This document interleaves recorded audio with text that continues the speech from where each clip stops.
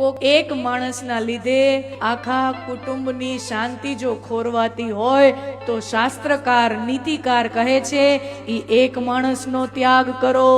એક માણસ લીધે આખા કુટુંબની શાંતિ જો છીનવાઈ જતી હોય, આખા કુટુંબનું વાતાવરણ બગડી જતું હોય તો નીતિશાસ્ત્ર એમ કહે છે, ને હું મારા ઘરની વાત નથી કરતી, નીતિશાસ્ત્ર કહે છે ત્યજેદેકમ કુલસ્યાર્થે, કુલની શાંતિ માટે, કુટુંબની શાંતિ માટે એક માણસ નડતો હોય પરિવારનો, એનો ત્યાગ કરો.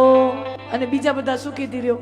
રોજ ખટપટ. ત્યજેદેકમ કુલસ્યાર્થે, તમારા અંગૂઠામાં કઈ ઘા લાગ્યો હોય સમજી લ્યો, 2-4 મહિના તમે એની દવાઈ કરાવો પણ એ પાકતો જ જાય. બધી તમે એની ઔષધિ, થોડીક નાની મોટી સર્જરી બધું તમે કરાવી લીધું, પણ સમજી લ્યો એ સડો વકરતો જ જાય.